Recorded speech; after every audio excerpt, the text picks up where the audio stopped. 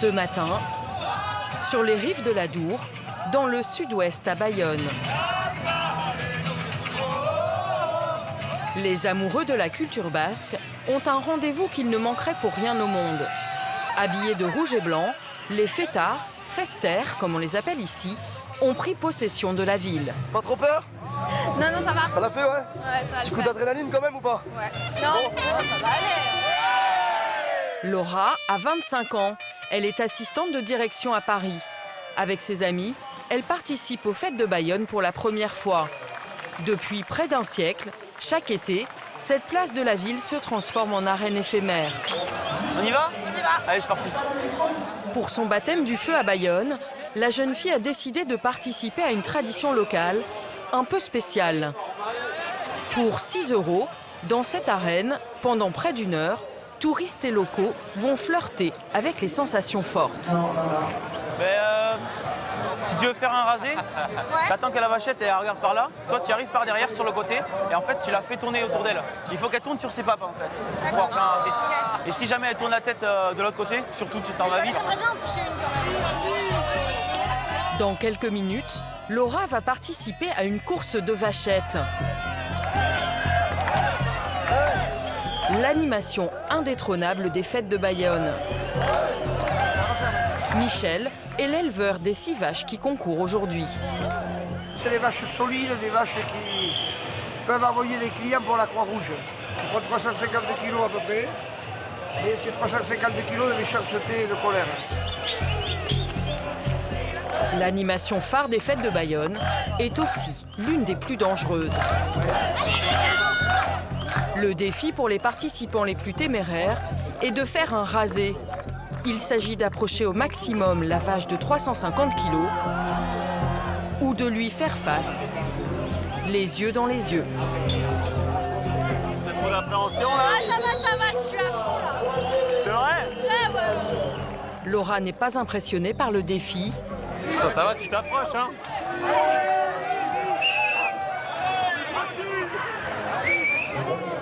Courageuse mais prudente, Laura a frôlé la bête. Allez, passez toute paix. Elle est passée à côté. C'est bon. À ce petit jeu, les plus expérimentés s'en sortent généralement indemnes. Pour les autres, c'est à leurs risques et périls. Et parfois, la rencontre avec les cornes de la vache est douloureuse.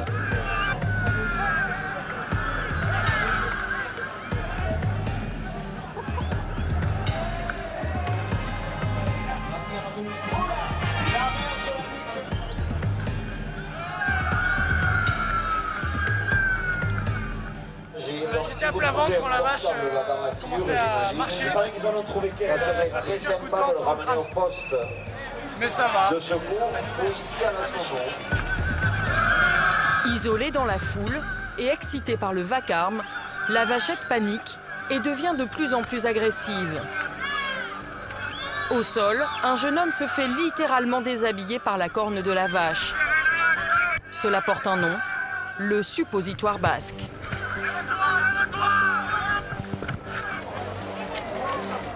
Un peu plus tard, c'est une jeune femme qui se fait violemment percuter par la bête, lancée à toute allure.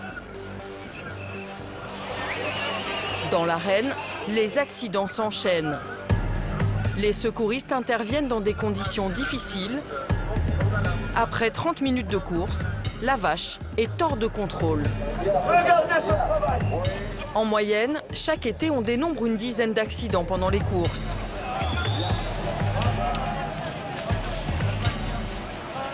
Ce matin, la sécurité doit évacuer l'animal devenu trop dangereux. Pour cela, ils utilisent une vache pilote qui va la ramener dans son enclos, le toril. Ramasse! La jeune Parisienne s'en sort sans une égratignure. Cette grande première au plus près des vachettes a été à la hauteur des espoirs de Laura. Génial. Moi l'année prochaine, je repose mes jours là. C'est bon, je suis là. Je suis là l'année prochaine. Chaque été, des centaines de fêtes animent les villes et les villages du Sud-Ouest. Un rendez-vous prisé par des milliers de fêtards venus de toute la France.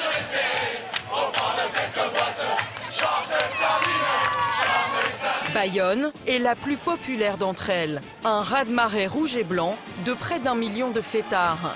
Des fêtes et aussi des personnages hauts en couleur. Franck et Daniel font partie des derniers constructeurs amateurs de chars de carnaval en France. Je pense qu'il va faire un tabac dans Bayonne, celui-là. On va essayer de le garder accroché au char parce que je pense que sinon il va vouloir prendre ses aises et partir. Le soir du défilé, ils vont tenter de gagner le Grand Prix. On lâche les canasons. Et là, ce soir, c'est le moment. Bayonne, c'est aussi des milliers de jeunes touristes venus lâcher prise. Et pour ne pas passer la nuit dans la rue après une soirée trop arrosée, la municipalité a pris les devants. On peut avoir la bouteille de Jacqueline. Nouvelle. Dans ce camping éphémère, Raymond est l'ange gardien des fêtards. Un rôle compliqué qu'il prend très à cœur. Non, le sac par ici. C'est que t'as pris un pet là dans l'œil, hein? J'ai pas mal. Si t'as mal, mais tu auras mal demain matin. Ici, c'est le stop, c'est l'arrêt des excès. Donc ici, c'est la jungle. Et ici, on revient dans un monde civilisé. Dans le sud-ouest, la fête, c'est aussi des centaines de villages qui se transforment pendant quelques jours. À Samadé, au cœur de la campagne landaise, les habitants se mobilisent pour réussir le rendez-vous de l'année. Je trouve qu'ils sont là, mais bon, c'est les bénévoles, on va pas râler. Stéphane est le chef d'orchestre d'une tradition qui perdure et réunit toutes les générations. Là, pendant 4 jours, voilà, c'est une grande famille. On est tous unis vers la même chose, s'amuser. À Dax, c'est une feria qui enflamme la ville. Une fête taurine qui attire les plus grands noms. Comme David Laplace, qui concourt pour le championnat de France de course landaise, malgré sa blessure. C'est l'une des stars françaises de ce sport spectaculaire. David Laplace. Allez, on salue, allez hop. Et dangereux. Comparé à la corrida où le taureau sort qu'une fois et se fait tuer en piste, quoi, à la fin. Nous, on ne tue pas les bêtes. Voilà, c'est un amour pour les vaches. De Séville à Dax, la Française Léa Vicens est la seule femme torero à cheval. Étoile montante de la corrida, pendant ces fêtes, elle doit s'imposer face aux plus grands. Une fois qu'on est dans l'arène, on doit terminer, on doit continuer. Donc moi, j'ai très souvent peur, mais je le contrôle. Dax, Samadé, Bayonne, deux villes en village du sud-ouest, voyage en terre de fête.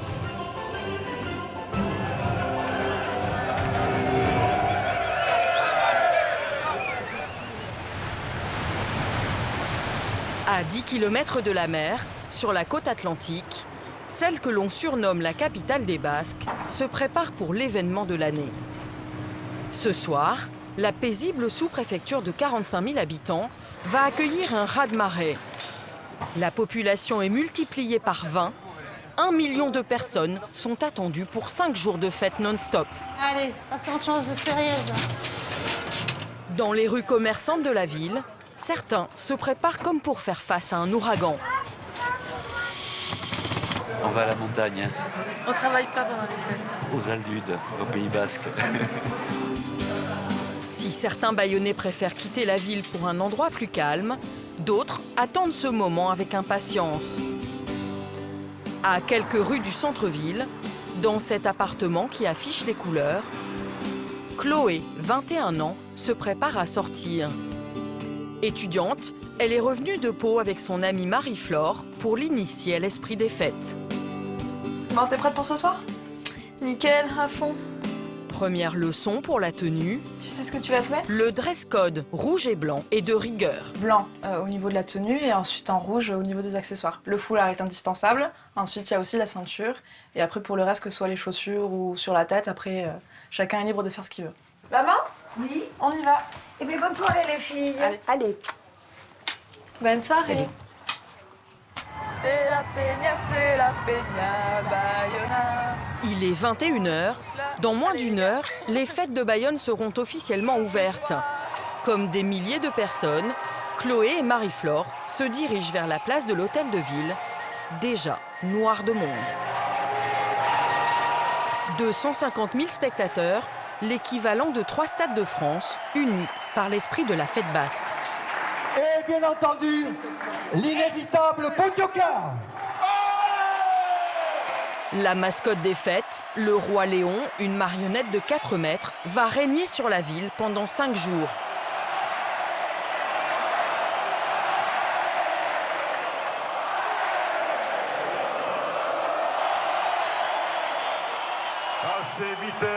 À 22 heures précises, les festivités sont lancées en 3 langues, gascon, basque et français. Je déclare ouvertes les fêtes de Bayonne.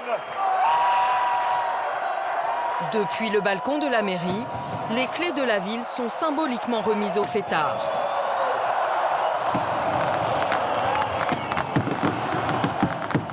Ça y est. Moi, j'ai des papillons dans le ventre, là. C'est vraiment, ça y est. Les fêtes ont commencé, quoi. Inspirées des fêtes espagnoles de Pamplune, les fêtes de Bayonne voient le jour en 1932. 37 ans plus tard, en 1969, le célèbre chanteur Luis Mariano jette les clés de la ville, vêtu de rouge et blanc. Le code vestimentaire est adopté par les fêtards. Et depuis plus de 80 ans, chaque fin de mois de juillet, l'histoire se répète. La foule prend possession du centre-ville transformé en discothèque géante. Pendant 4 nuits, les bars sont autorisés à installer leur comptoir à l'extérieur. L'alcool coule à flot, l'ivresse publique est tolérée et le tapage nocturne n'est plus réprimandé. Un parfum d'anarchie flotte sur la nuit bayonnaise.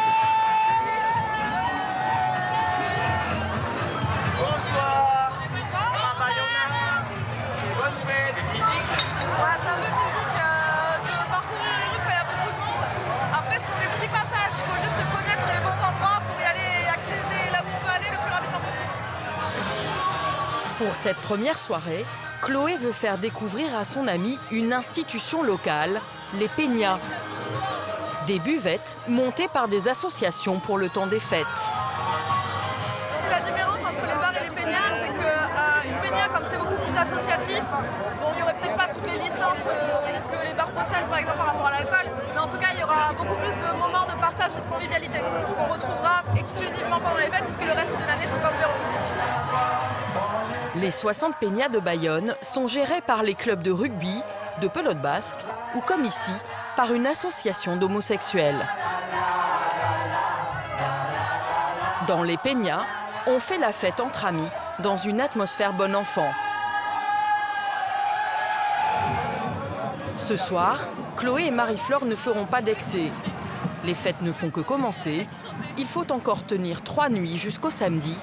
La soirée la plus attendue de Bayonne, le point d'orgue du rendez-vous festif.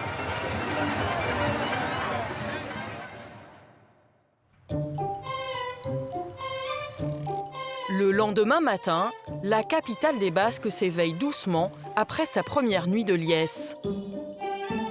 Dans un entrepôt municipal, dans le plus grand secret, se prépare depuis 6 mois le rendez-vous que les familles préfèrent pendant les fêtes. Alors les gars, tout va bien? Tout va pour le mieux? Non. Daniel est un ancien employé du bâtiment.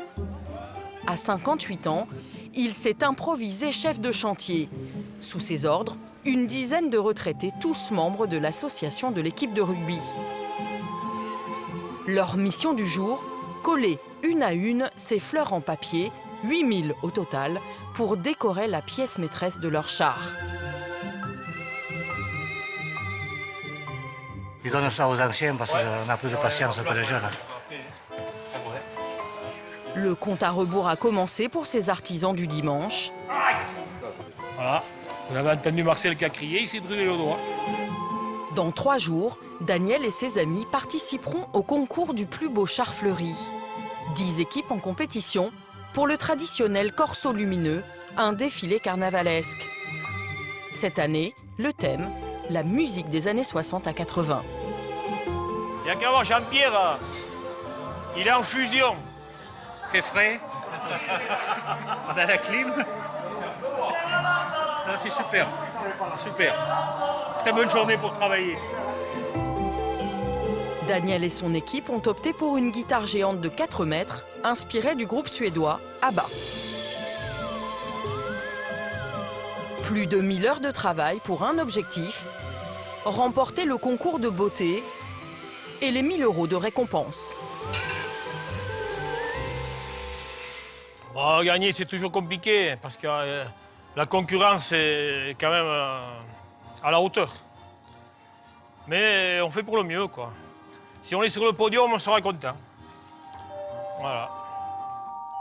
Pour se hisser sur la première marche du podium, Daniel va devoir rivaliser avec cet immense perroquet de 5 mètres de haut. C'est le chef-d'œuvre de Franck, 38 ans, grand vainqueur des 2 dernières éditions et de nouveaux favoris. Tiens, donne ça. Jean-Louis, mesure-moi l'ampli. Franck est employé municipal. Il construit des chars depuis 17 ans et en connaît tous les secrets de fabrication. Aucun détail ne lui échappe. Franck est prêt à tout pour atteindre la perfection. C'est là. Ça, c'est des pattes de quoi, en fait? De poule. De poule.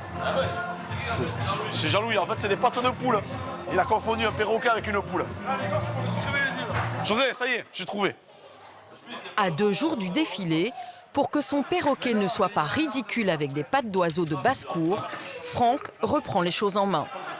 Je vais essayer de la dessiner, on va essayer de la découper, et puis en espérant que ça marche.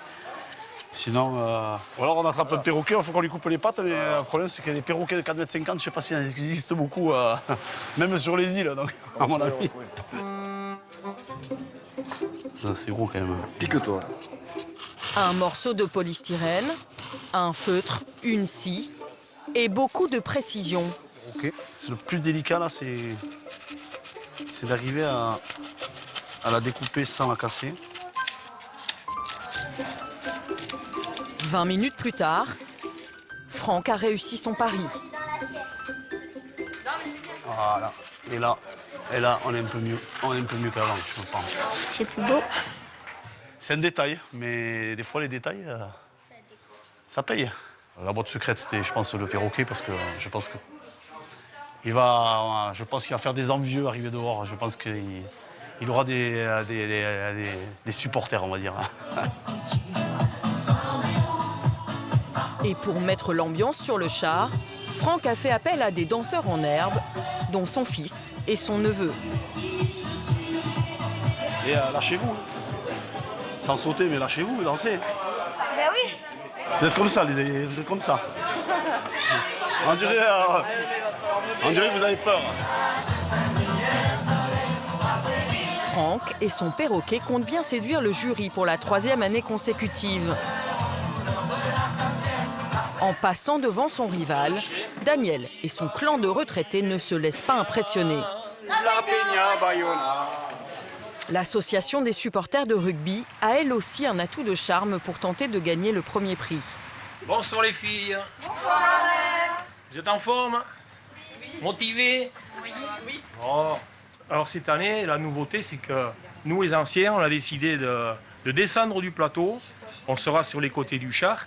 Mais sur le plateau, pour l'animation, il y aura la jeunesse. La jeunesse prend le pouvoir. Alors ce sont des filles de l'association, avec le sourire, motivées, en condition, elles vont le prouver. À Bayonne, les filles sont toutes danseuses, chanteuses, elles ont le sens de la fête et toujours le sourire, c'est pas beau? Hop, et je reviens. Habituellement, ces jeunes filles sont supportrices de l'équipe de rugby de Bayonne. Exceptionnellement, elles ont accepté de danser plusieurs chorégraphies pour animer le char de Daniel. C'est impeccable. Elles sont presque au point là.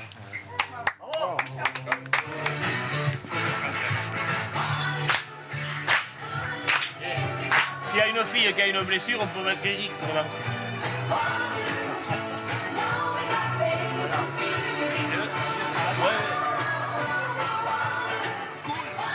La banane, les filles, la banane.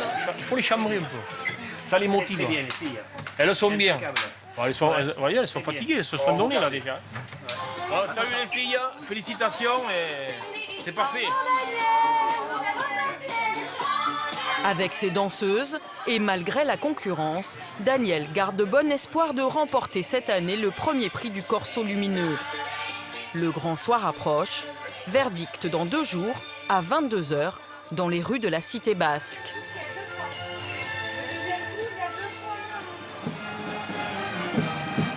À 50 km au nord-est de Bayonne, une autre ville se prépare pour l'une des férias les plus courues des aficionados du sud-ouest. Pendant 5 jours, Dax, sous-préfecture des Landes, va accueillir 800 000 personnes. Au lieu de la tauromachie dans la région, ici, le spectacle roi dans les arènes, c'est la course landaise. Cette lointaine cousine de la corrida se pratiquait jusqu'en 1900 dans les rues des villages. Interdite par les autorités parisiennes, c'est pour que la tradition perdure que furent construites les 150 arènes de la région. Dans la course landaise, il n'y a pas de mise à mort et les taureaux sont remplacés par des vaches de combat, les stars de la discipline. À une dizaine de kilomètres de Dax, les prairies du terroir de Chalosse s'étendent à perte de vue. Éducateur sportif, à 25 ans, David est l'un des 200 toreros de course landaise. Il est même champion de France de la discipline. Alors là, il y a des vaches partout. Là-bas, partout. Ces vaches de 400 kilos, David les connaît bien. Il les affronte depuis plus de 10 ans. Et ça, c'est des bons moments, quoi. On est au milieu des vaches. On est un peu seul au monde, quoi. De race espagnole ou camarguaise, ces bêtes sont joueuses, puissantes et agressives. Dans la ganaderia, l'élevage de vaches de course landaise, elles sont repérées et sélectionnées pour devenir des coursières de compétition. Donc voilà, la reine de la ganaderia, quoi. Elle a un galop rapide, elle cherche avec sa tête, des cornes bien blanches. Cette ganaderia est l'une des 16 dernières en France. Allez 365 jours par an, les 400 vaches sont élevées en liberté. Leur seul contact avec l'homme, c'est lors d'une compétition. Donc le patron, le propriétaire des vaches, Jean-Louis. Jean-Louis Déris est l'une des figures de la course landaise. Ces vaches sont les plus réputées de la région. Il est en train de trier, il les fait passer une par une. La blanche et noire, c'est la vache qui vont sauter ce soir. Dans le camion, une dizaine de coursières prêtes à partir au combat dans une arène de la région. Comme ça, on peut aller les caresser, il n'y a pas de problème, puisqu'elles sont en troupeau, donc elles n'ont pas d'instinct de défense. Et vous allez voir que le comportement va être totalement différent dans une arène quand elles vont être toutes seules. Elles vont vouloir se protéger, se défendre, marquer leur territoire. Et elles vont foncer sur tout ce qui bouge, quoi. Donc, des vaches, il y en a certaines qui ont déjà 10 spectacles dans les jambes, qui ressortent encore. Voilà, comparé à la corrida où le taureau sort qu'une fois et se fait tuer en piste, quoi, à la fin. Nous, on ne tue pas les bêtes.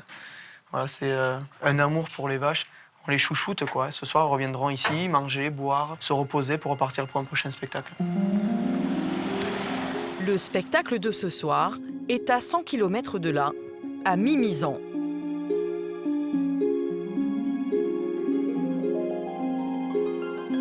David rejoint sa quadrilla, une équipe de 12 toreros qui défend les couleurs de la ganaderia de son patron. Tous sont embauchés pour la saison estivale. Une cinquantaine de courses dans toute la région.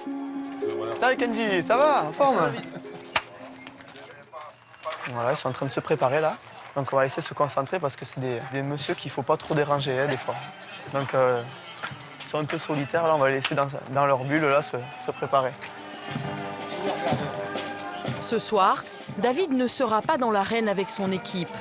Victime d'une déchirure aux abdominaux, l'athlète préfère se ménager pour une compétition importante demain. L'arène est pleine à craquer. Pour les vacanciers de la région, cette exhibition de course landaise est presque un passage obligé. Quand il y a du monde, il y a l'ambiance, ça fait un peu... c'est un peu gênant de ne pas être dans la piste et pouvoir participer, ouais, mais c'est dommage.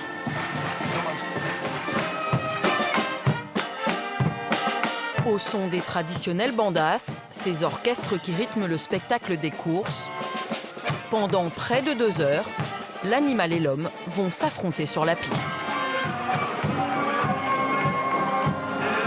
Ce sport, né en Espagne en 1830, est un jeu dangereux entre une vache prête au combat et des toreros. Et cela commence toujours avec les écarteurs aidés de cordiers. Là, l'écarteur, il va se présenter au centre de la piste et il va devoir attendre le galop de la bête. Et au dernier moment, le cordier qui est sur le côté, au bout de la corde, le plus ancien, va devoir d'un léger coup de ficelle faire plier la tête de la vache pour que l'écarteur fasse son écart. Mais pas trop fort non plus pour pas que la vache elle envoie l'épaule. Bien, voilà. Bon écart, très bien. Après le travail d'esquive, vient le moment que tout le monde attend. Les sauteurs de l'équipe vont enchaîner les figures acrobatiques au-dessus de la vache. C'est la spécialité de David. Comme lui, tous sont d'anciens gymnastes de haut niveau. Ils vont réaliser les sauts les plus difficiles, tout en étant chargés par l'animal. Bon, je pense qu'il va effectuer un saut de l'ange. Voilà, impeccable. On admire une belle hauteur par-dessus la vache, c'est ça qu'on regarde. Et le saut, s'il est bien entre les deux cornes de la vache, qu'on appelle, si on est bien dans l'axe de la vache. Voilà. En compétition, on perd des points si le saut n'est pas bien dans l'axe de la vache et aussi la réception. On perd des points à la réception si elle n'est pas bloquée.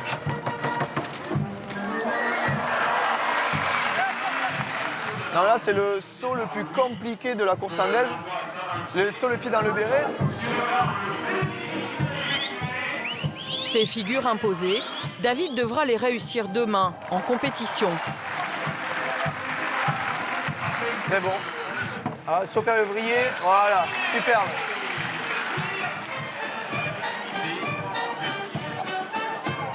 Si la course landaise est très populaire en terre Gascogne, elle est quasiment inconnue à l'échelle nationale.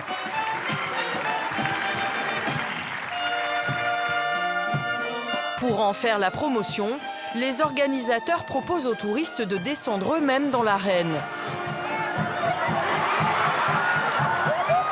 Une fois en scène, leur défi est de traverser la piste sans être chargés par Camilla.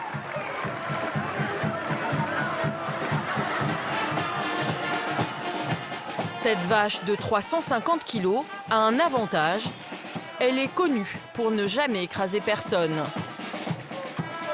Si ce spectacle ce soir peut donner envie à des gens, des personnes de revenir, soit à Mimizan, ou soit sur une autre place de la côte, ou vraiment pour avoir une vraie compétition, ça sera tout gagné ce soir voilà, d'avoir fait découvrir ce sport et cette tradition.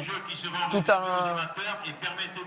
en voyant quand même au public qu'on ne met pas à mort l'animal aujourd'hui. C'est ça qui est le plus important aujourd'hui et que ce n'est pas les vachettes d'Interville. Voilà.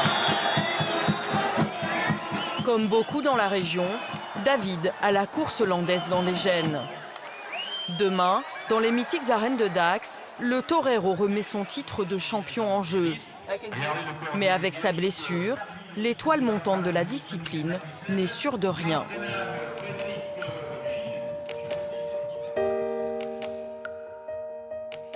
Dans le sud-ouest, les fêtes forgent l'âme de la région jusque dans les plus petits villages. À Samadé, dans la campagne chalossienne, voilà bientôt 100 ans que la tradition perdure. Ces arènes couvertes typiques des villages gascons, son unique café, ses 1000 habitants et l'incontournable président du comité des fêtes. À 38 ans, Stéphane occupe une fonction clé dans la vie sociale de ce petit bourg.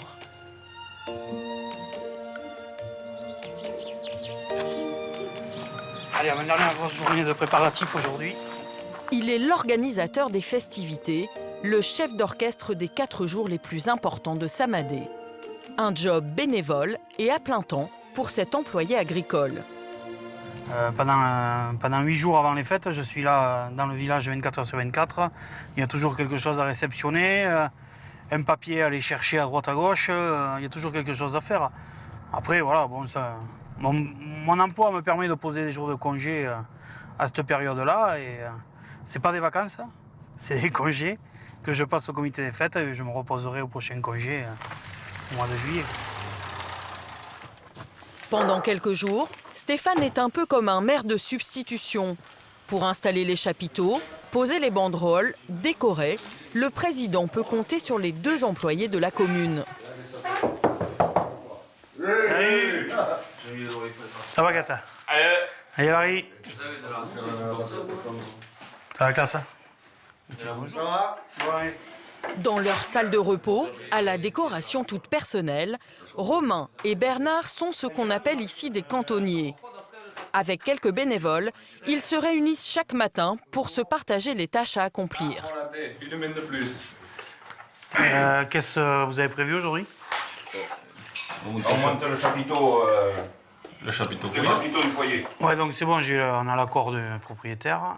Après, il faut qu'on la première... Cela fait 5 ans que Stéphane supervise les installations et règle les problèmes, toujours avec humour. Et ça serait bien qu'on bosse un peu. Et vous chargez le bordel là? Surtout vous. Hein. Moi, je charge le plus lourd, la vache. Hein? Moi, je charge le plus lourd. Hein. Voilà. Dans la rue principale, près de l'église du village, les organisateurs ont cassé leur tirelire pour louer ces 2 chapiteaux. Ils abriteront les bodégas qui accueilleront les 3000 festères attendus. Il ne reste que quelques heures pour installer le point névralgique des fêtes. Vous les foutez comme ça, là? Non, mais ça fait un peu long, les gars. On n'a que les 2,50. Et ça va pas aller, ça. Non, mais t'as les comptoirs à côté. Tu les as, les bordels. Avec ces tables, Stéphane doit réaliser une buvette et optimiser l'espace pour que le bar soit le plus long possible. T'es pas obligé d'être à l'angle droit, hein? Un vrai casse-tête. Ouais, ça prend forme. Hein. C'est pas ça encore, mais ça va venir. On a beau faire des plans, mais chaque année on rectifie quelque chose. Et donc les bars, on va les bouger. S'il faut, on les rebougera demain soir. Mais tant qu'on n'aura pas trouvé la position idéale, on bougera des comptoirs. Le but du jeu, c'est que ça soit nickel. Et pour que tout soit nickel à Samadé, Stéphane peut compter sur une centaine de bénévoles qui œuvrent à la préparation. C'est tout un village qui s'active pour réussir l'une des fêtes les plus réputées des alentours. Les filles manient la perceuse à la perfection, devant un public de garçons qui s'improvisent tant bien que mal menuisiers. Ils sont 15 à faire une roue et nous 3 à mettre une banderole. Impeccable. Ça piaille, mais quand même, ça travaille. Et même les plus jeunes sont mis à contribution. Et allez, oh! On va pas y passer la nuit? Ah, à côté. Ah, mais c'est normal, hein. Il a du mal. Hein. Allez, moi je t'aide. Hein. Allez, tu arrives? Je t'ai entendu. Non, c'est bon, c'est bien. C'est bien, Robert. Tu auras droit à une bière. Même les enfants travaillent? Ah ouais, mais ça fait plaisir. Il y a beaucoup de jeunes et même les plus petits sont là. Ben, son père travaille au comité, il est un peu plus loin, là, il s'occupe du bar. Mais le petit, il met la main à la pâte et ça fait plaisir. Le budget des festivités à Samadé s'élève à 90 000 €. Une somme importante pour un village et entièrement autofinancée par le comité des fêtes, grâce à la buvette. Pour rentrer dans ses frais, Stéphane a une façon bien à lui d'établir son budget prévisionnel. 18 000 plus 5 000, plus 11 000. Et là, t'en as 2 500. 5, 10 000. Des verres, il y en a plus de 35 000 là. Hein. Donc si on peut faire passer tout ça pendant les fêtes, ce serait impeccable. Hein. Un verre, c'est une conso, quoi. Parce que vu que c'est des verres jetables, c'est rare quand on remette dans le même verre. Donc ouais, voilà. Si on peut vendre, je sais plus, 30 000 verres à 2 € le verre. Si on passe tout, on aura fait de super fêtes. Hein. Sachant qu'on en a en stock encore. Demain, la place du village et sa rue principale devraient se remplir de monde. Mais il y a une chose que Stéphane et les bénévoles ne maîtrisent pas. Ça rafraîchit, non? La météo, et elle pourrait bien gâcher la fête. Ça monte là-bas de l'autre côté, les nuages qui montent. Ça menace. Le maire et son cantonnier ne sont pas très optimistes. S'il pleut, on a beau être sous chapiteau, c'est chiant. Tu as regardé la météo? Et ils annoncent pas trop beau et froid, quoi. Moi, c'est ça qui m'ennuie. Les fleurs et les... Il peut pleuvoir ce soir, demain matin un peu, mais après fini. Hein. Si on pouvait choisir la météo ici, on se fâcherait tous. Parce que les agriculteurs voudraient qu'il pleuve tel jour, surtout l'été, pour que les maïs poussent. Mais Les estivants, l'été, ils n'en veulent pas de pluie. Donc, quand il fait pas trop beau, les gens, t'as pas trop envie de faire la fête. On vend plus de café que de bière. Et, on va être honnête, c'est moins rentable le café que la bière. Le soleil appelle la soif. Et voilà, s'il fait beau, les gens ils vont sortir, faire la fête, boire un verre, 2, 3. Ouais, plus il y a affinité. Ici, on en parle beaucoup, mais on ne les voit pas souvent, les verres, pour l'instant. Oui. On va aller boire un coup, monsieur le maire. Vous avez mis la mousse au poteau, vous l'avez mérité, la bière. Dans l'unique café du village, Agnès, la gérante, attend aussi les fêtes avec impatience. À 27 ans, elle a décidé de reprendre le dernier débit de boisson de Samadé. Un commerce modeste avec sa grande spécialité, le café du matin. Salut! Une habitude que les clients réguliers ne manqueraient pour rien au monde. Merci. Le café des sports ne doit sa survie qu'à la fidélité des clients. Bonjour Jackie. C'est l'un des rares lieux de vie du village où tous peuvent se retrouver. Dans le sud-ouest, les fêtes de village sont une aubaine pour le commerce local. Alors Agnès compte bien profiter de ces quelques jours. Avec ses amis, elle a décidé d'employer les grands moyens. En fait, ils enlèvent, ils mettent la mise en place, ils font la mise en place de la salle pour ce soir. Ils enlèvent toutes les tables pour que les gens puissent accéder au comptoir, danser, pourquoi pas. En transformant son bar et en multipliant son stock par 10, elle espère réaliser 20% de son chiffre d'affaires annuel en seulement 4 jours. Une nécessité pour ce petit commerce. Et les fêtes, c'est un gros du chiffre, quoi. Ah, c'est pour faire vivre le café, quoi. Pour le café, pour qu'il soit là tout le long de l'année, que chaque année, il y a un café. Parce qu'il y en a beaucoup qui ferment dans les autres villages. À 2,20 € le verre, il faudra remplir le café chaque soir des festivités. Mais surtout, faire face à la redoutable concurrence du comité des fêtes. Achetez mes tickets, ils sont pas chers.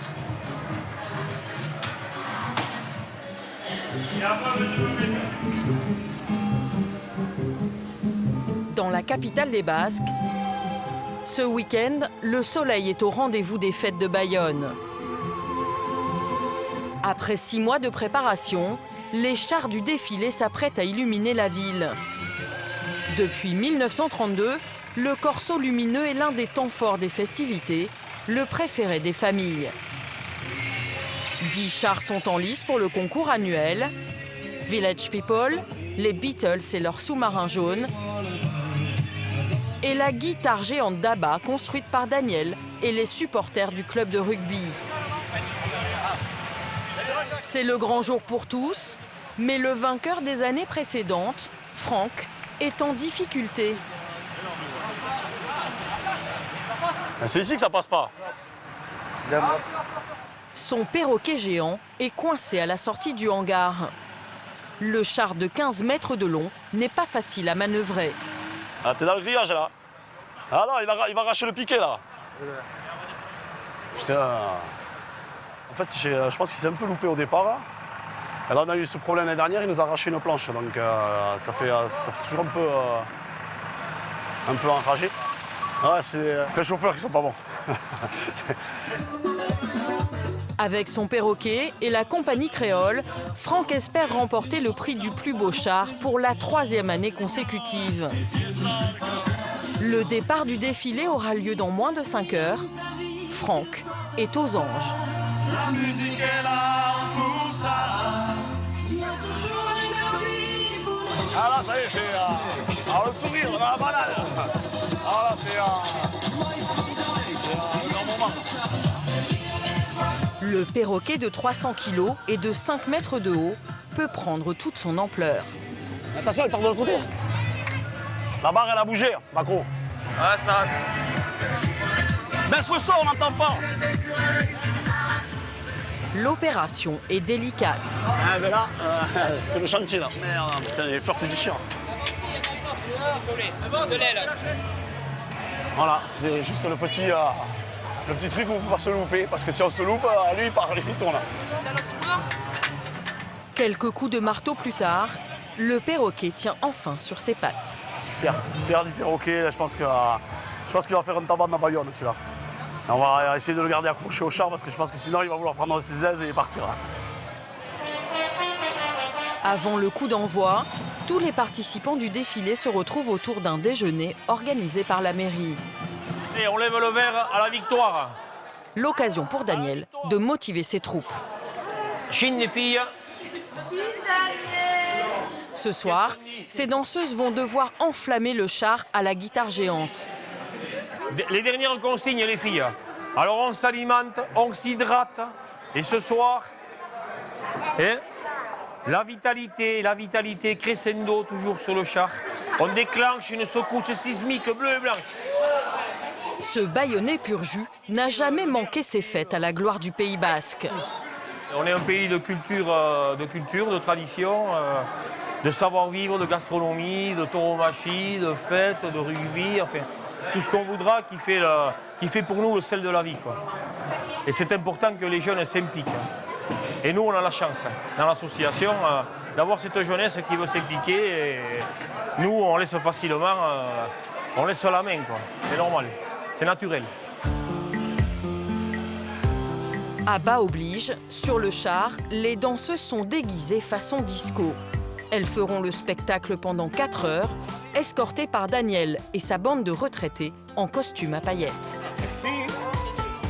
Perruque, lunettes, pattes d'éléphant, chemise satinée. À jabot. Satinée à jabot. On appelle ça à jabot. Et donc on est au top, forcément. Hein. Voilà, avec les copains, là, on vient de perdre 20 ans. Quoi. On dirait un jeune. Et lui, il vient de perdre 40 ans. Hein. Oui, facile. Là, je rajeunis. Là, tu vas pécho. Mais même grimée en Abba, la troupe ne peut s'empêcher d'entonner un chant à la gloire des Basques. Il est 21h, le défilé va commencer. À partir de maintenant, la ville est à eux. Après des mois de travail, ils ont bien l'intention d'en profiter. Quand on a un terme, quand on décide de lâcher un petit peu, de ne pas se réfréner, on dit on lâche les canassons. Et là, ce soir, c'est le moment.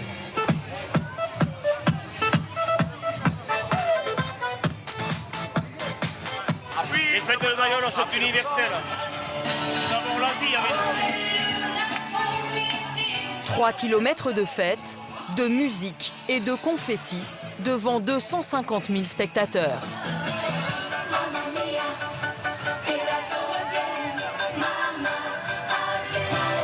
Il y a quoi de plus beau? C'est le sel de la vie, c'est la fête. Sur les plus grands tubes du groupe suédois, les danseuses de Daniel et la foule se déhanchent dans une ambiance survoltée et une bonne humeur contagieuse.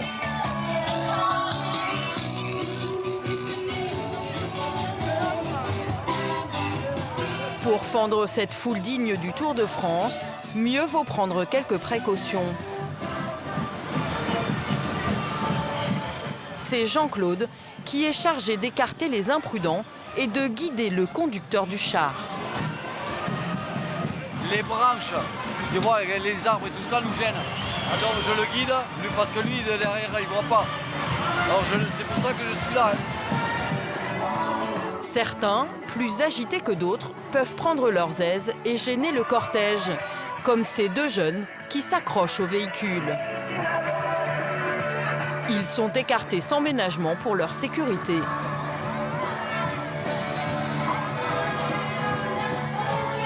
La chorégraphie des jeunes danseuses de Daniel est au point. La guitare géante d'Abba remporte un franc succès.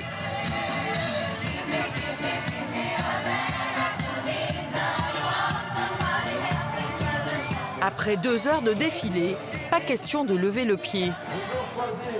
Sur cette estrade, le jury composé de personnalités de Bayonne note chacun des chars de 0 à 20. Allure générale, respect du thème, chorégraphie, Daniel et les supporters du rugby remportent un certain succès. De quoi inquiéter Franck, ce soir, l'employé municipal est d'astreinte. C'est en spectateur qu'il regarde les chars passer. Et cette année, la concurrence est rude. Mais Franck n'a pas à rougir de son perroquet géant qui domine la foule et enchante les plus petits. Sur leur nature, Mais pas sûr que son oiseau des îles lui permette de s'envoler vers la victoire une 4e fois. Le jury rendra son verdict demain à 15 h.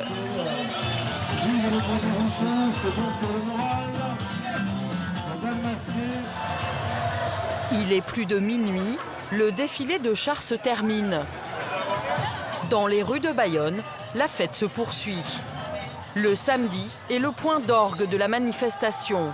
Vêtus de rouge et blanc, des milliers de fêtards ont envahi la ville. C'est le jour le plus fou, celui qui bat des records d'affluence. Loin de l'agitation des rues de la vieille ville, sur les bords de la Dour, Laura, la Parisienne qui avait commencé les fêtes en se frottant aux vachettes, passe la soirée avec sa copine Cynthia et quelques amis. Allez, ça, reviens. Charlotte, reviens là, il me plaît.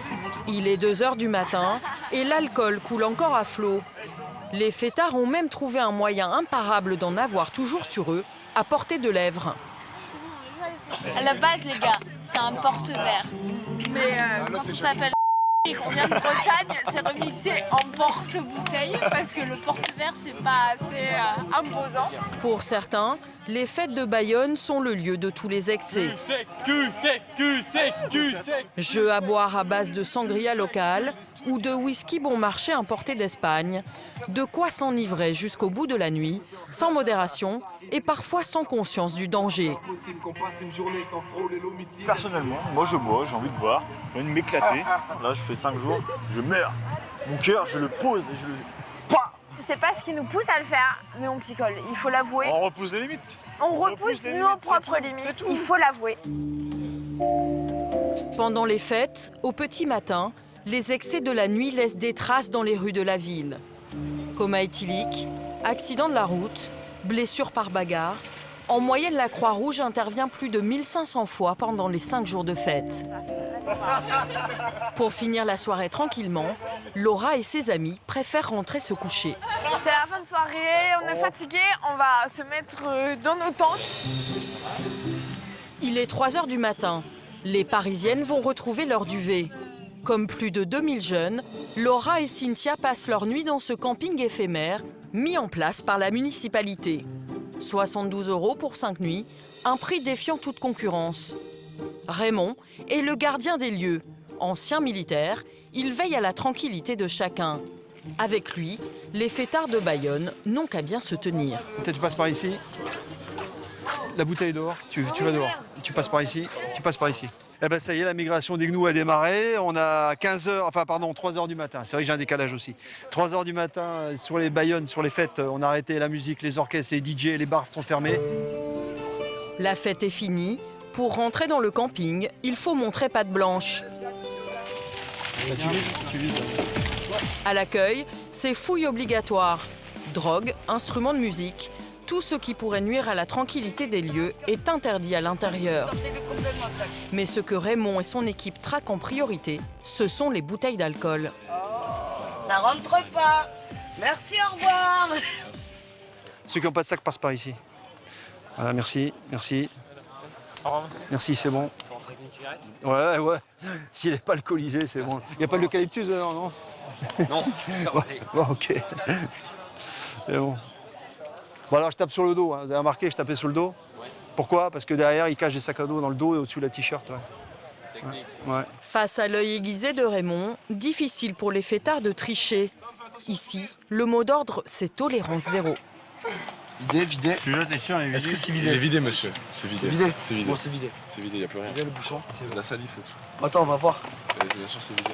Allez, gardez tout et puis bonne soirée. Bonne soirée. On va repasser quand même. Ouais, vous repassez. On sait pas. Allez, c'est bon. Ici, c'est le stop, c'est l'arrêt des excès. Donc ici, c'est... Alors, je ne vais pas prendre un mot très fort non plus, mais un peu la jungle. Ouais. La jungle. Et ici, on revient dans un monde civilisé. Tout simplement, voilà. Ça rentre pas. Oh, une bière? Même pas une bière. Même pas une bière. Bonne soirée. Mais si Raymond parvient tant bien que mal à contrôler les entrées... Bon, les deux filles, on ressort, s'il vous plaît.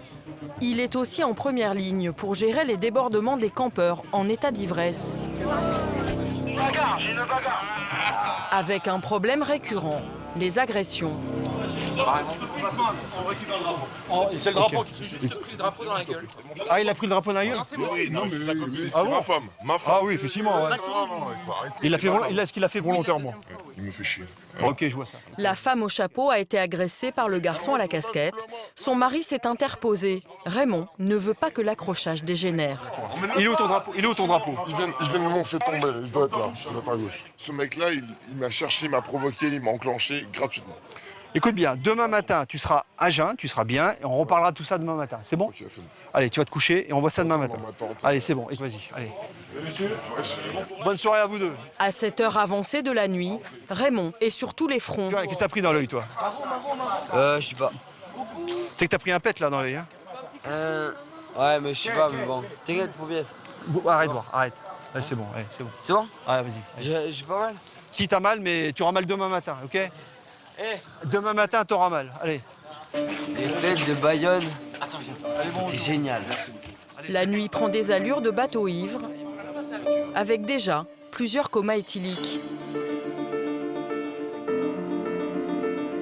Est-ce que tu peux la pincer pour voir si elle réagit? Oui, pince-la. Non, pince-la fort, hein, quelque part là. Tiens. La jeune femme au sol a perdu connaissance. Raymond garde son sang-froid. Donc tu restes avec elle le temps et j'appelle les pompiers, d'accord? T'es la sœur, toi?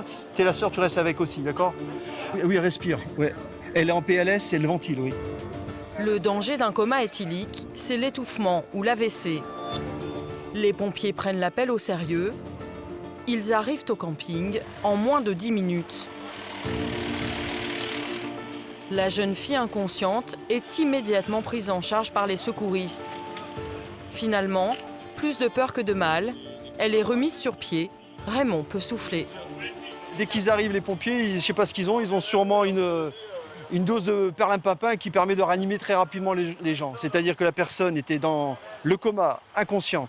C'est incroyable, c'est-à-dire qu'elle ne parlait pas, elle était pincée, elle ne bougeait pas. Les pompiers sont arrivés, ils ont réussi peut-être mieux que moi à la réanimer, bon certainement même. Tant mieux, tout va bien pour elle et pour ce soir, c'est déjà une affaire qui tombe bien. Mais c'est pas pour ça qu'on les verra plus. Hein. Les pompiers, ils viennent souvent quand même. Cette nuit, 2500 fêtards sont rentrés en toute sécurité dans ce camping surveillé par Raymond et ses 50 agents. Il est 6 h du matin, l'ancien militaire est toujours debout, prêt à parer au moindre débordement. C'est bon. Au minimum là. Non, mais les applaudissements s'il vous plaît. Merci. Ah, pardon. Non, je suis sérieux, merci. Ah non, pardon. Écoutez, il n'y a pas un bruit. Là, ils viennent tous d'arriver, il y a 1h30, ils se sont arrivés de la fête, il n'y a pas un bruit. Donc ils se reposent, vraiment le repos. Grâce à l'ange gardien du camping et au service de secours de la ville... Monsieur, ça va? Monsieur, ça va? Malgré une fréquentation record, les fêtes de Bayonne n'ont eu à déplorer aucun blessé grave cette année.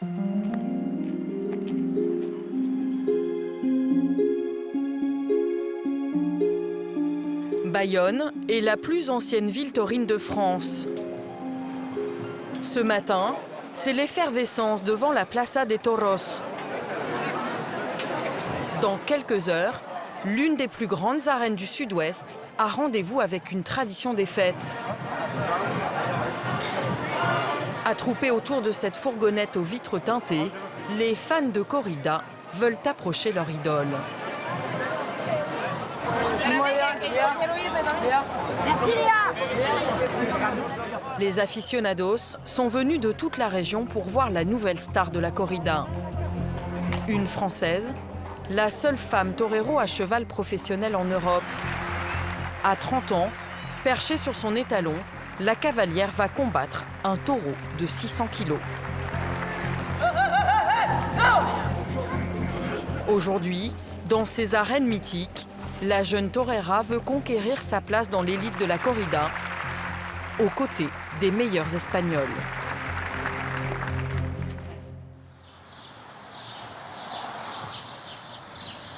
Quelques semaines plus tôt, à Séville, dans l'extrême sud de l'Espagne.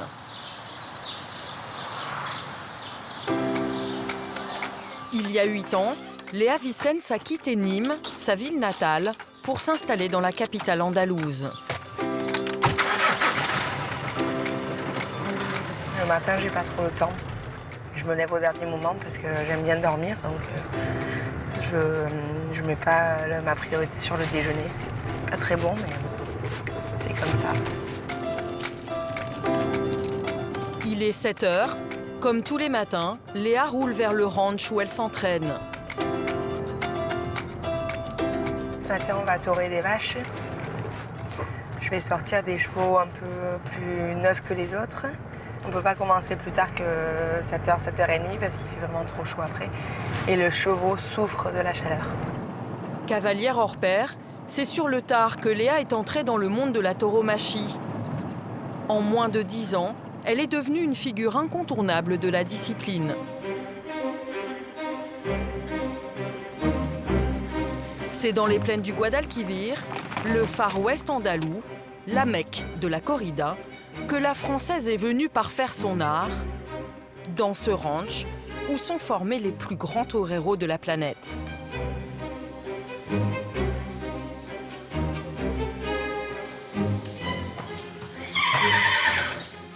Ça, c'est Gazelle. C'est grâce à lui que je suis devenue torero, puisque il n'était pas dressé du tout. Je l'ai acheté sauvage. Et lui et moi, on a commencé à torer tous les deux. Lui sans savoir et moi non plus, donc c'est un peu grâce à lui, parce qu'il m'avait fait confiance. Gazelle n'est pas le seul à avoir fait confiance à Léa. Le plus grand torero à cheval de l'histoire a repéré la jeune cavalière à ses débuts. C'est lui qui lui a enseigné ce que les Andalous considèrent comme un art. Muy bien. Cada día mejor. Si. À presque 90 ans, Don Angel Peralta, figure mythique de la tauromachie équestre, ne manque jamais un entraînement de sa protégée.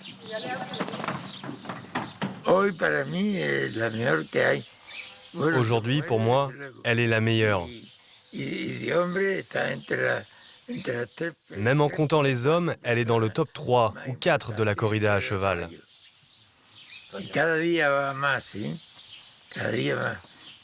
Elle progresse énormément chaque année. Elle a beaucoup de courage et une grande sensibilité dans sa manière de monter. Elle domine vraiment le cheval avec son mental.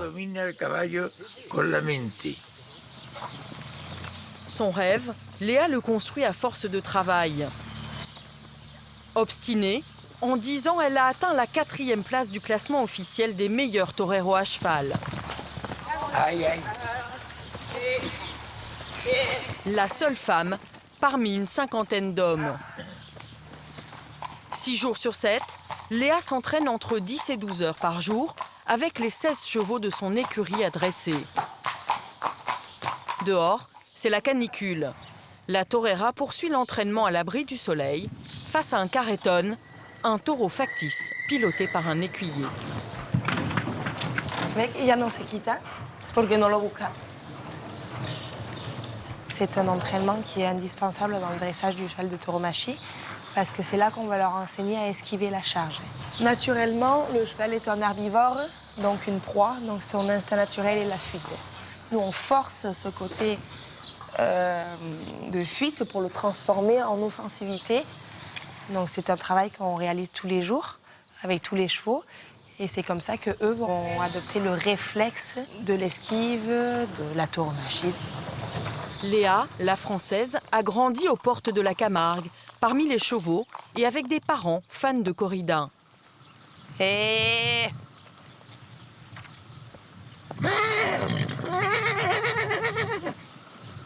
Je côtoie les chevaux, je pratique l'équitation depuis que je suis toute petite, puisque mes parents avaient des animaux à la maison. Donc depuis que je pense que j'ai su monter à cheval avant de savoir marcher ou presque. Enfin, tenir sur un cheval, pas monter à cheval. Et c'est une discipline que je n'ai jamais cessé de pratiquer. Repérée pendant un concours de dressage, la cavalière est embauchée par le maître de la tauromachie équestre pour s'occuper des chevaux. À 21 ans, elle prend la route de Séville. Alors il y a 10 ans, je suis arrivée avec une vieille Clio que m'avait offert ma maman pour mon bac, qui ne marchait plus. qui est juste arrivé à Séville et qui a calé, qui n'a plus jamais redémarré. Et un travail, par contre. Et à force de travailler, j'ai commencé à collecter des petits sous. Et puis, au bout de quelques mois, j'ai pu m'acheter un premier poulain. Et petit à petit, voilà, j'en ai acheté un autre.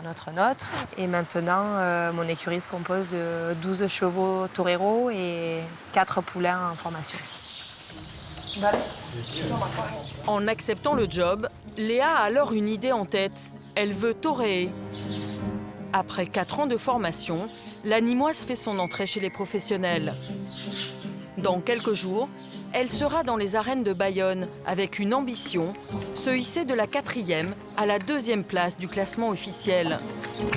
Le public français est assez intransigeant. Il est très exigeant aussi.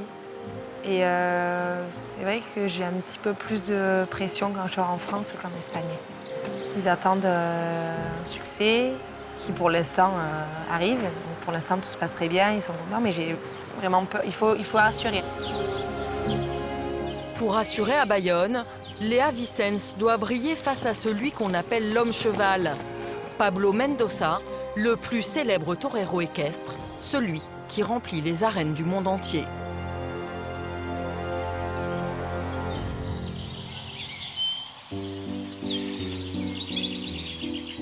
À Samadé, en pleine campagne landaise. Dans l'unique café du village, le samedi des fêtes, les habitués se sont donné rendez-vous pour une tradition bien locale. Il n'est que 9 h du matin et pourtant, Agnès, la gérante du bar, est déjà derrière ses fourneaux. Celle-là, elle a point aussi, ouais.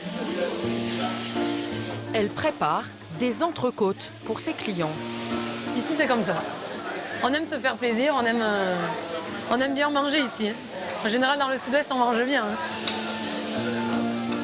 Les clients d'Agnès viennent de partout pour l'occasion. Jacques et ses amis octogénaires vivent dans les villages alentours et participent à toutes les fêtes.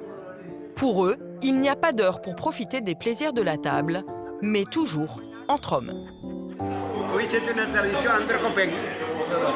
Voilà, pour les fêtes de chaque village, on s'invite. Et comme ça, on passe un moment ensemble. Voilà. Un moment de partage, mais aussi de nostalgie. Depuis quelques années, les bals populaires d'antan ont disparu, au grand désarroi des seniors. Chacun essayait de se chercher une copine. Hein. Vous comprenez? Là, c'est la disco, bim, bom, bom, bom, bom. Oui. Ça te fout la tête à tao. Mais il y avait il y avait les belles-mères à côté. Oh, et les vieilles. Les vieilles autour des balles, ça fait trop filles. Parce qu'il n'y avait pas de préservatif, hein. Ni de pilules pour les vieux, il n'y en avait pas. Je vous offre le digestif, oui. Le prune? On partait avec rien dans la poche. On partait avec rien dans la poche. Parce que le vin blanc, il était gratuit. C'était gratuit, là. À chaque fête, on mettait 300 litres de vin à la disposition de tous les des villages voisins. On ne buvait que du vin blanc. À l'époque, on passait qu'aux filles, danser. La boisson, on la laissait de côté. Drague, humour et boisson, les recettes ont-elles changé 2 générations plus tard? À Samadé, les moins de 25 ans n'ont pas déserté le village. Ils représentent un quart de la population. À l'extérieur du café, Hugo, 22 ans, a attendu midi pour la fameuse entrecôte avec ses amis. Étudiants ou jeunes travailleurs, ils ont créé un collectif qui n'officie que pendant les fêtes, la Bodegarou. Même t-shirt et même envie de faire leur propre fête, le temps d'un après-midi. Un tour de chauffe avant la grande soirée du samedi. Il est 14 h et 250 personnes ont répondu à l'appel. Ici, le vin jadis gratuit a laissé place à d'autres boissons, plus à la mode.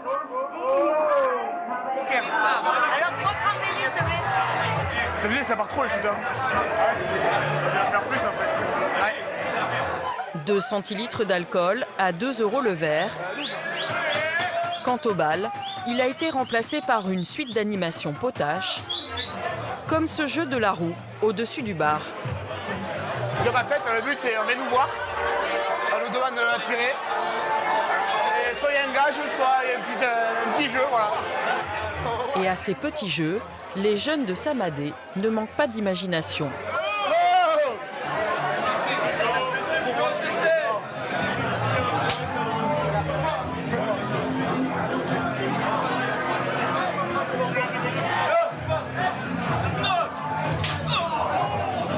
On voit des copains, des gens qu'on ne connaît pas, mais on est content de discuter avec eux. C'est l'occasion de discuter avec des gens qu'on ne voit pas forcément. Et c'est vrai qu'on oublie tout. On oublie tout. Se lâcher le temps d'un après-midi. Mais pour éviter tout excès, la fête ne dure que 3 heures. Il faut vite libérer les lieux. Le programme de la journée est chargé, car tous les jeunes de la Bodega Garou sont aussi des bénévoles mobilisés pour la suite des festivités. Et Stéphane, le président du comité des fêtes, n'est jamais loin. Nettoyé, nickel. Ouais. Ça a été? Ouais, c'est nickel. Vous avez manqué de rien? En moins de 20 minutes, Hugo et ses amis ont fait place nette. Vous avez nettoyé, c'est bien. Voilà. Et la sono, il faut la replier le mieux possible. Non, il faut la replier et la ranger. Elle a chuqué ou... Pas trop vu, mais ce qu'il fallait. Et Baptiste, n'inonde pas la bodega quand même. Des fêtards disciplinés, c'est le fait du bénévolat. Un contrat de confiance entre le comité des fêtes et les jeunes du village. Il n'y a pas eu de dégâts? Rien du tout. Matériel? Rien. Plus de monde que l'an dernier. Donc, Plus de monde que l'an dernier? Ouais. Il n'y a pas trop de viande dessous là? Non, ça va. Bon. À Samadé, la population est multipliée par 3 pendant ce week-end festif. Et dans le seul café du village, les clients sont 10 fois plus nombreux que d'habitude. Ambiance guinguette et familiale, ce qui fait les affaires d'Agnès. Demi-pêche et petit chaps. 8,80 s'il te plaît, merci. Pour gérer l'affluence, elle a embauché 4 extras et doit tenir ce rythme inhabituel. C'est stressant parce qu'il faut 3 jetons. Il faut être là pour le client, il te demande, il faut être là. Faut pas qu'ils aillent ailleurs. Hein. La concurrence, ce sont les bodegas mises en place à quelques pas du café. Car à Samadé, les bénévoles du comité des fêtes sont de redoutables organisateurs. Il est 22 h et malgré une petite pluie, la grande soirée du samedi a attiré les fêtards des villages alentours sous les 2 chapiteaux du centre-ville. Et à l'heure où tout le monde s'amuse au bar des bodegas, Stéphane veille au grain. Ça marche? Il y a du monde. Les consommations se vendent bien, mais l'organisateur n'a pas l'esprit tranquille. Voilà, comme je dis, il y a beaucoup de monde et voilà, on est à l'abri de rien. L'alcool aidant, c'est pas évident. Avant d'être président, à la limite, j'en avais rien à faire, quoi. Moi, je faisais la fête comme les autres et je venais servir un peu et voilà, je gérais tranquille. C'est vrai que maintenant que je suis président, je sais pas, est-ce que c'est le fait des responsabilités, je suis un peu plus inquiet. Ce qui angoisse Stéphane, ce sont les débordements. Pour y faire face, la municipalité a demandé le renfort des forces de l'ordre. Malheureusement, voilà, il y a du monde, donc c'est la fête et il faut un minimum de sécurité, quoi. Et, bon, c'est pas très glorieux de voir tous ces gendarmes, mais bon, si c'est le prix de la sécurité, bon, il n'y a pas de problème, quoi. Gendarmes et agents de sécurité privés patrouillent à l'extérieur. Ce qui n'empêche pas les fêtards de profiter de la musique.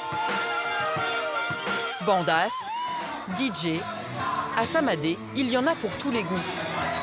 On vient de loin pour assister à la fête de village. Et on croise même des stars de la course landaise venues décompresser.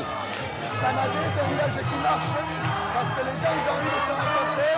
Et quand on le voit, voilà, c'est super bien. Comme David Laplace, ils sont plus de 3000 à festoyer dans les bodegas du village. Les bars tournent à plein régime. En coulisses, les bénévoles ont du mal à suivre la cadence.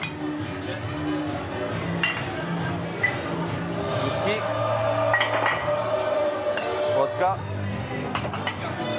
Les stocks s'épuisent aussi vite que les caisses se remplissent. Pour le plus grand bonheur de René, le trésorier, qui doit les vider toutes les 30 minutes dans ce simple carton. Je retire tout le surplus donc, des caisses, tout simplement pour éviter qu'on se le fasse voler. Il faut surtout éviter de laisser la tentation. Ces milliers d'euros sont comptés toutes les heures. Ils permettent au village de financer les fêtes. Stéphane suit de près le comptable et son trésor de guerre. Dernier briefing, ou débriefing plutôt. Sommes-nous bien, sommes-nous mal? Nous sommes bien. Ah, très bien. J'ai pas bouclé, mais j'ai encore le bar à faire ce soir. Mais pour l'instant, tout est en positif, à quelques exceptions près. Quoi. Vendredi 1900. Samedi 3002. Tant mieux. On n'a pas bossé pour rien. Non. Les fêtes se sont bien passées, il y a eu du monde, il n'y a pas eu de problème, il n'y a pas eu d'accro. La trésorerie suit. Voilà. Autant j'étais inquiet par rapport à la météo. Ouais. La météo, temps froid, j'avais peur que les gens ne sortent pas. Et finalement, les gens sont venus et ont consommé. On va peut-être même s'autoriser un petit bénéfice. Un petit bénéfice, bienvenu pour Stéphane. Le comité aura amorti ces quelques jours de fête de village. Le café, lui aussi, dépassera le chiffre d'affaires espéré. Il est 3 h du matin à Samadé. La fête du village a encore de belles nuits à venir. Bodega, course landaise, d'avril à octobre, le Sud-Ouest vit au rythme de ses traditions.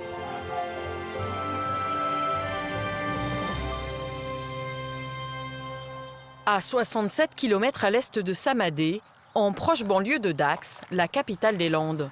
T'es prêt? Allez, go. Dans le jardin familial du champion de course landaise David Laplace, les entraînements ne s'arrêtent jamais. Là. Ah, c'est bien. Dans 3 heures, le champion et son frère seront en piste. Avec un ami, il peaufine l'entraînement du petit dernier des Laplace, Denis, 17 ans. Alors là, t'as fait n'importe quoi. Dans la famille Laplace, la course landaise coule dans les veines de tous les membres. Du jardin au salon, du sol au plafond, la passion familiale a envahi tout l'espace. T'as fini? Non. Et là, il me faudra un autre pantalon à 2 boutons. En faisant sa vie avec l'ex-champion de course landaise Didier Laplace, Christine est entrée dans l'arène comme on entre en religion. Aujourd'hui, avec un compagnon et 2 fils mordus, la mère de famille a du pain sur la planche. Eh bien, il ne faut pas qu'il y ait de plis, il ne faut pas qu'il y ait de taches. Parce que David, s'il y a une petite tache de mouche, il faut relaver le pantalon. Alors, on s'applique. Je m'occupe de 24 heures sur 24. Hein. Pour moi, c'est normal. Ça fait 34 ans que je baigne là-dedans. Mais voilà, je suis toujours là, auprès d'eux. Tant qu'ils auront besoin de moi, je serai là. T'as pris la poche pour tes bottes? C'est bon, vas-y, ça. Dans la poche? C'est bon, il y a tout, Non, mais je regarde s'il manque rien. Parce que s'il manque quelque chose, je peux m'en prendre qu'à moi-même, je peux engueuler personne. Aujourd'hui, les Laplace ont 2 rendez-vous importants. Les qualifications du championnat de France de David à 20 h. Toujours dans le même ordre. Et avant la compétition, le torero doit participer à une course unique dans les annales familiales. Direction Dax et ses mythiques arènes. Depuis plus de 100 ans, elles font battre le cœur de la cité gasconne. Sur les bords de la Dour, avec 8000 places assises, elles font partie des plus grandes arènes françaises. Pour la première fois, David sera sur la piste pour toréer avec son père et son petit frère, Denis. Ça va, Popol. Ça, c'est bon. À la buvette des arènes, les conversations vont bon train. Autour de la course landaise, toutes les générations se retrouvent. C'est l'âme traditionnelle et familiale du Sud-Ouest qui s'est donné rendez-vous ici. Et on va pas se mélanger à midi, on va pas manger avec les vieux. On va pas. Attends, ça va parler de maison de retraite. Ça va parler de rhumatisme. Attends, c'est bon quoi. On va essayer. Dans moins d'une heure, 4 ex-grands champions entreront dans l'arène avec leurs fils. David, Denis et leur père Didier Laplace s'apprêtent pour ce moment unique. C'est sûr que, mettez-vous à ma place plutôt, vous vous rendez compte, un père de famille, se trouver avec ses 2 fils dans les arènes de Dax, c'est exceptionnel, c'est émotionnel en fait. Voilà, donc il n'y a pas trop de mots pour dire ça.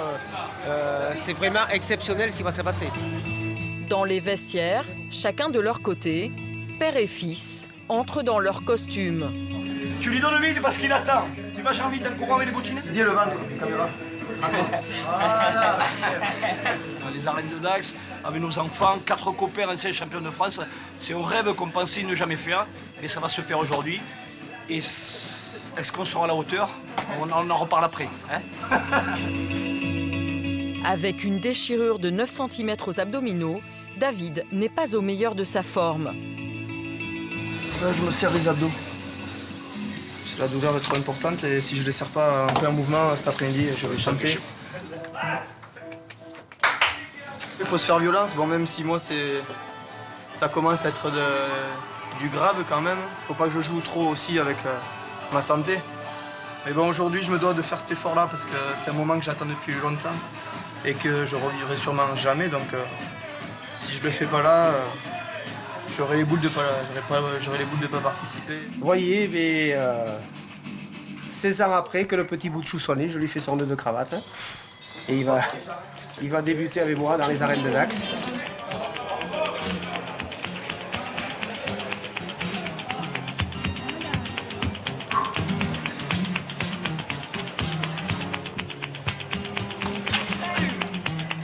Le grand saut et on reste, on se fait peur, Denis. Il y a 2 écarts, t'as 3 écarts à faire. Voilà, il faut les faire bien.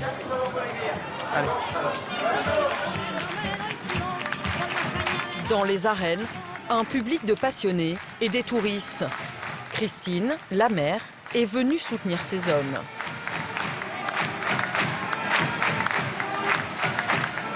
Nous allons accueillir les écarteurs de Pontonx, une grande famille de toreros. Didier Laplace, Denis Laplace, son fils de 16 ans, et David Laplace. Allez, on salue, allez hop. On se met où là? Mets-toi derrière papa. Pendant plus de 2 heures, les toreros vont affronter les vaches. Didier Laplace n'était pas revenu dans l'arène depuis plus de 10 ans. L'ancien champion a gardé de bons réflexes. Pour sa première fois à Dax, Denis s'en sort bien. Mais pour certains anciens, les retrouvailles avec la vache sont plus compliquées.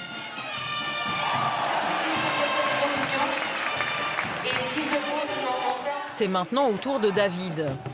Même diminué par sa blessure, il veut tenter l'une des figures les plus dangereuses de sa discipline.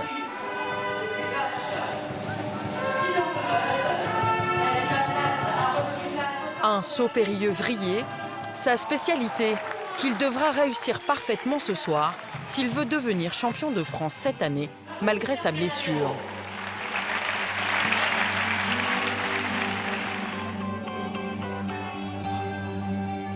La course Génération Champion est terminée. Tu vas être fatigué pour ce soir, toi. Ouais, j'ai laissé des pubs, oui. Je me sens on verra. Ouais. Mon père, il a dit que c'était trop génial. C'est chaud. David est épuisé et il ne lui reste que 3 heures pour reprendre des forces.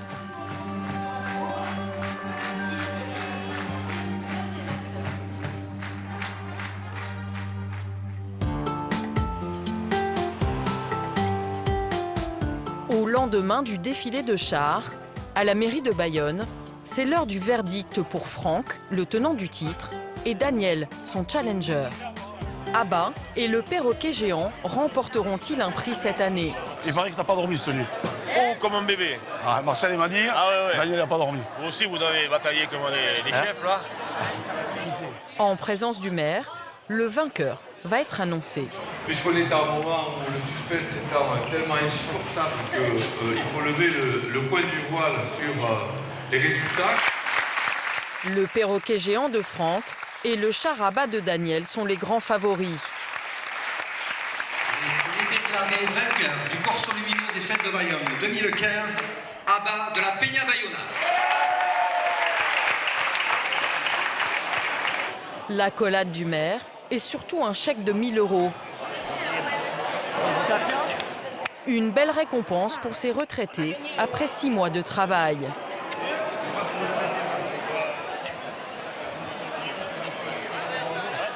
Concrètement, on espérait quand même toucher le Graal. Et nous, par exemple, dont on gagne avec 2 points d'avance sur le deuxième, ils auraient mérité autant que nous être à notre place. Ils auraient mérité. Sur la deuxième marche du podium, Franck et son perroquet géant. Bon, c'est bien. Je suis content pour vous. Je suis content. Mais bon, comme je dis, L'an prochain, ses amis seront de nouveaux concurrents lors du défilé de chars. Bayonne est l'une des dernières villes en France où ces constructions géantes sont encore confiées à des amateurs.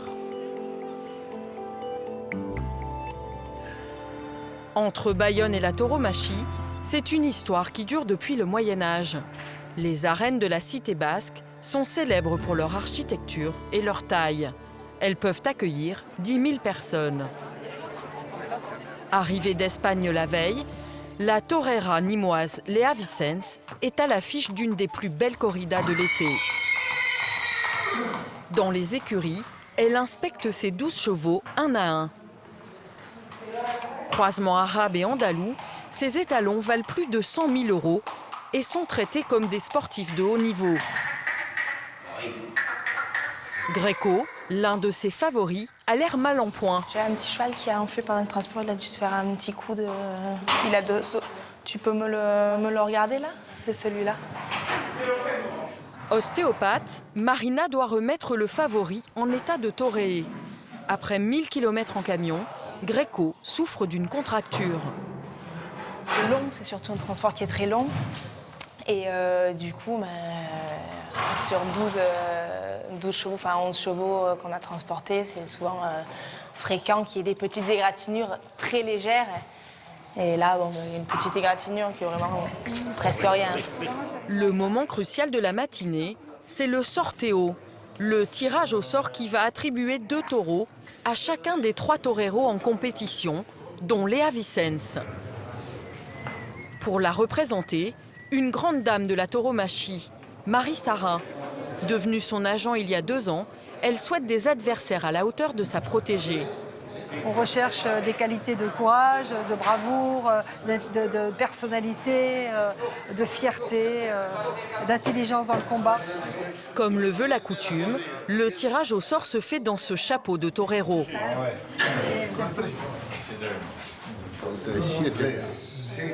Léa hérite finalement du lot espéré par son agent.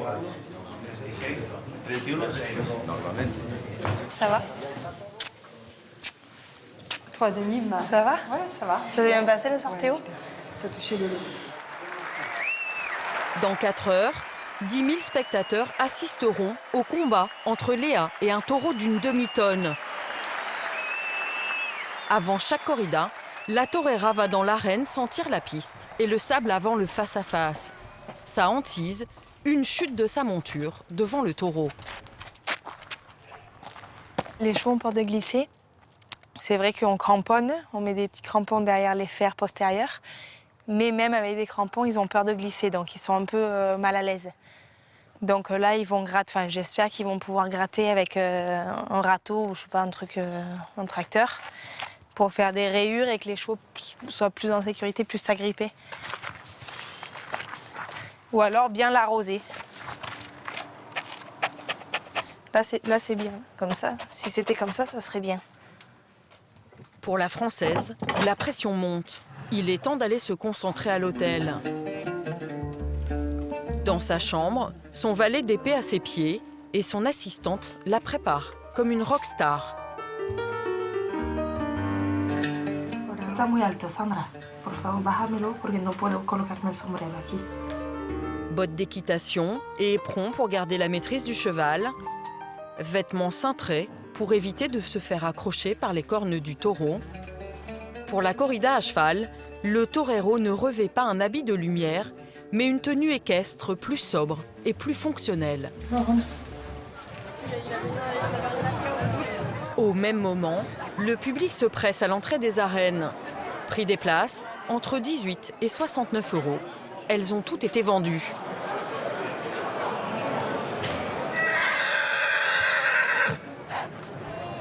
Dernier réchauffement avant d'entrer dans l'arène, devant les fans de la star.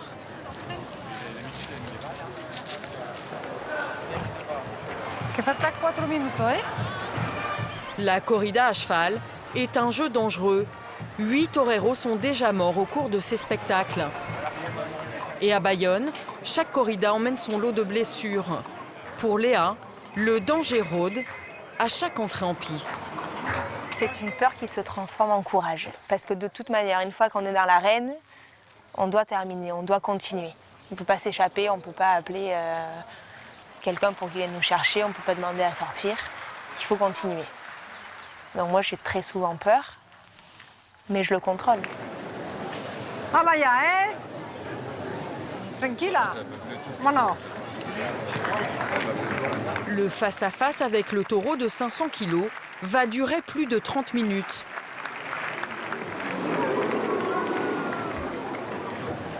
Comme au théâtre, la corrida se déroule en 3 actes.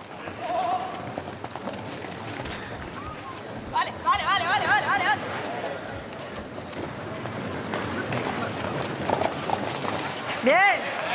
Muy bien.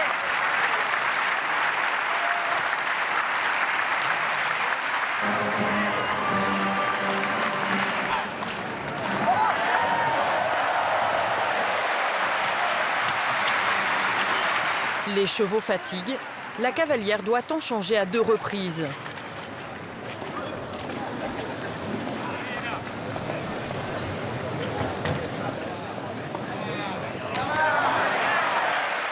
Pour moi, la mise à mort, c'est pas un moment de plaisir où sadiquement j'assassine un animal. C'est vraiment pas ça. Pour moi, ça fait partie, la mise à mort, ça fait partie de la tauromachie. C'est un animal qui, grâce à son courage et à son adrénaline, ne se plaint pas du châtiment.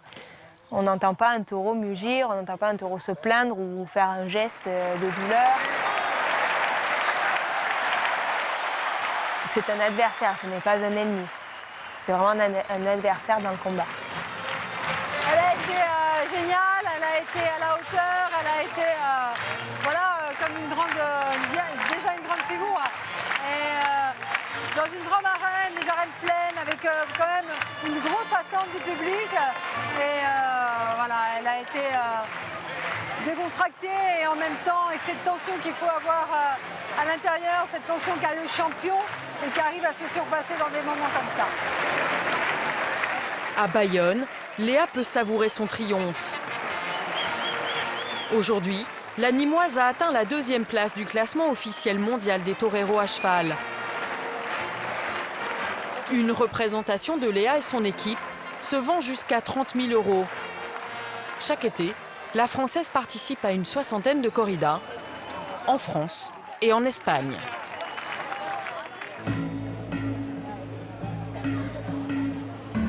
Dans les arènes de Dax, après quelques heures de repos, malgré sa blessure, David Laplace doit tenter de se qualifier pour la finale des championnats de France de course landaise.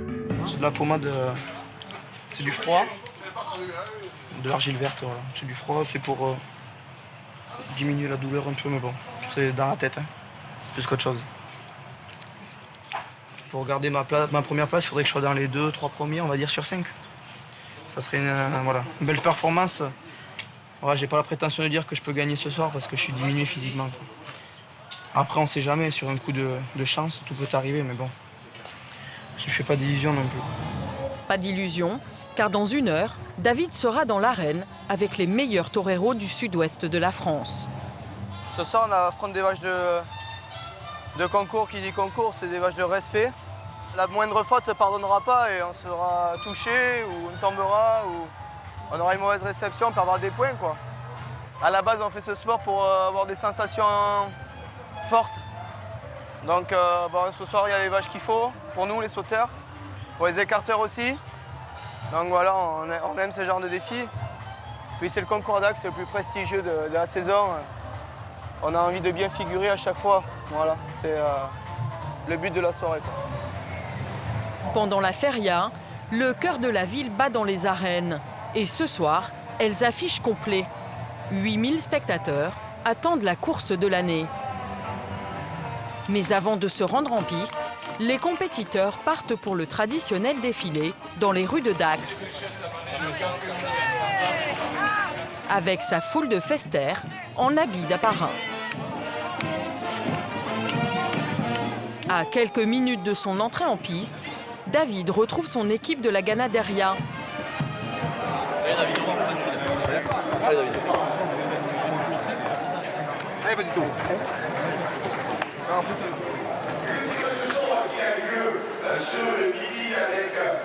Dans le public, Christine, la mère de David, ne rate jamais aucune des compétitions de son champion. Et là, je commence à avoir la pression, le cœur commence à s'accélérer. C'est une fierté hein, même, mais bon. Déjà, quand il rentre dans une piste, il regarde toujours où je suis. Dès qu'il rentre, il faut qu'il sache où je suis. Il me cherche. Avant David, plusieurs compétiteurs entrent en lice et prennent tous les risques. Parfois, jusqu'à la tumade, le choc avec la vache.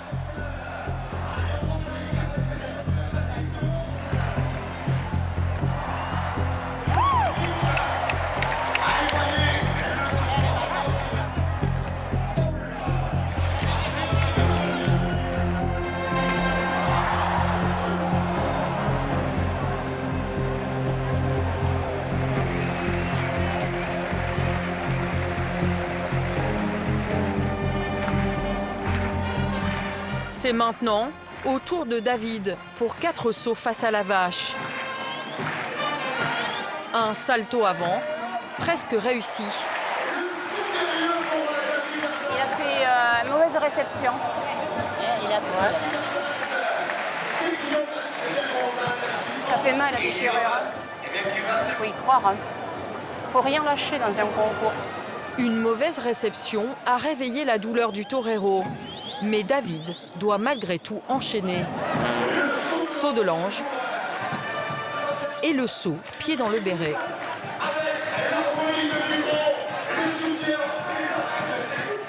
Elle est haute, elle est. Avec sa blessure.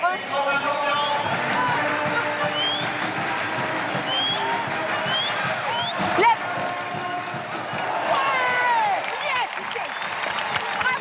Grisé par les applaudissements du public, David se lance un dernier défi. Une figure que seuls quelques-uns réussissent, un salto périlleux vrillé.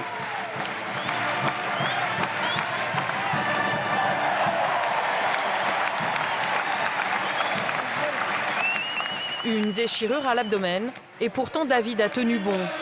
Les 8000 spectateurs de l'arène sont debout pour une ovation. J'ai mal, là j'ai mal, franchement.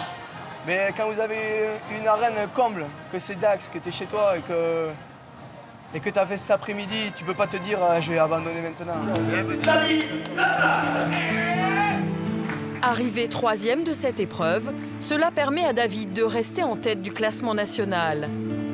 Ce soir encore, le sauteur a mérité sa place sur la photo de famille. De l'émotion, de la tradition, c'est ça qui fait vivre les fêtes du Sud-Ouest.